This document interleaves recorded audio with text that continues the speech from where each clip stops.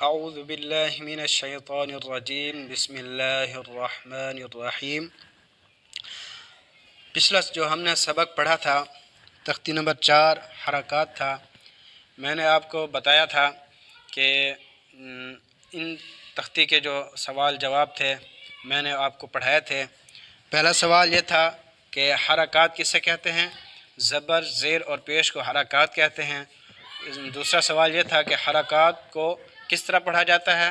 جواب، حرکات کو حرکات والے لفظ کی آواز کو بغیر کھینچے تھوڑی سی حرکت، یعنی کہ جس لفظ پر یہ حرکات ہوں گی اس لفظ کی آواز جو ہوگی، اس لفظ کی آواز کی حرکت جو ہوگی اس کو بغیر کھینچے تھوڑی سی حرکت کے ساتھ پڑھنا ہے۔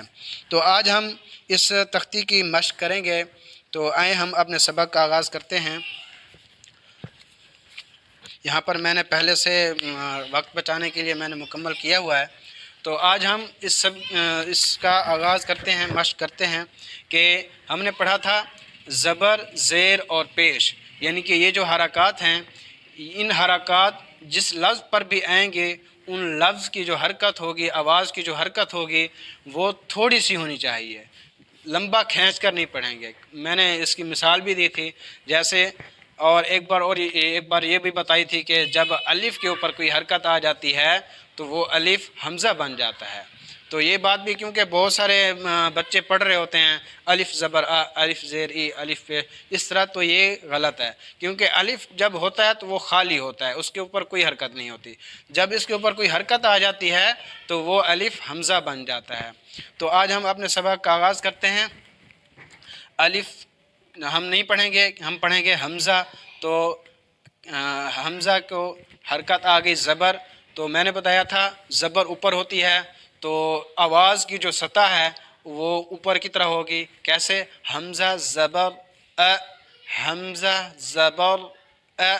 اسی طرح جیسے زیر ہے اور زیر نیچے کی طرف ہے تو آواز کی سطح بھی نیچے کی طرف ہوگی۔ کیسے؟ حمزہ زیر ای، حمزہ زیر ای۔ تو حمزہ کی آواز کیا آئی زیر کے ساتھ؟ ای۔ اور اس کے آگے ہے پیش۔ ہم نے پیش پڑھا تھا کہ پیش کی شکل جیسے مڑی ہوئی ہے، اسی طرح جب بھی یہ پیش کسی بھی حرف پر آئے گا تو اس پیش کو جب پڑھیں گے کسی حرف کے ساتھ، اس حرف کی جیسے آواز کی ادائیگی ہوگی اس ہونٹوں کو گول کر کے ہوگی۔ کیسے؟ حمزہ پیش او، جیسے پیش مڑا ہوا ہے اسی طرح ہم نے اپنے ہونٹوں کو بھی گول کر کے پڑھنا ہے۔ کیسے؟ حمزہ پیش او، ایسے۔ تو اسی طرح ہم مشق کرتے ہیں مکمل الفاظ کی۔ آگے ہے با، لفظ با، تو کہ ہم پڑھیں گے با زبر با، با زیر بی، با پیش بو۔ لفظ بن گیا، زبر کے ساتھ بن گیا با، کیونکہ زبر ہے آواز کی سطح اوپر ہوگی۔ با، زیر ہے آواز کی سطح نیچے ہوگی۔ بی، اور پیش ہے ہونٹوں کو گول کر کے، بو، یہ آواز کی سطح بن گئی۔ اور ہم نے بغیر کھینچے پڑھا ہے، آواز کو کھینچ کر نہیں پڑھا، با بی بو، اس طرح کھینچ کر نہیں پڑھا ہم نے، کیونکہ سوال کے جواب میں یہی کہا تھا کہ حرکات کی آواز کو بغیر کھینچے تھوڑی سی آواز کی تھوڑی سی حرکت کے ساتھ پڑھا جاتا ہے۔ کس کو؟ زبر، زیر اور پیش والے لفظ کو۔ اسی لیے ہم نے ان لفظ کو بغیر کھینچے پڑھنا ہے۔ لفظ ہے با بی بو۔ اسی طرح اگلا لفظ ہے تا زبر تا، تا زیر تی، تا پیش تو، تا تی تو۔ اگلا لفظ ہے ہمارے پاس ثا، ثا زبر ثا، سا۔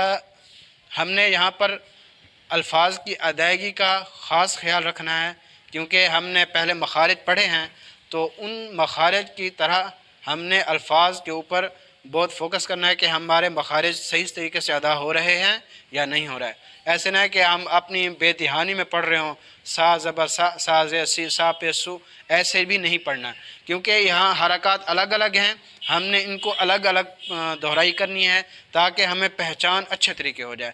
ایک دم کٹھے طریقے تینوں حرکات کو کٹھے بھی نہیں پڑھنا، کیونکہ پھر ہم پڑھ تو لیں گے لیکن ہمیں سمجھ نہیں آئے گی اچھے طریقے، ان کی پہچان ہر حرکت کے ساتھ الگ الگ پہچان ہمیں نہیں ہوگی۔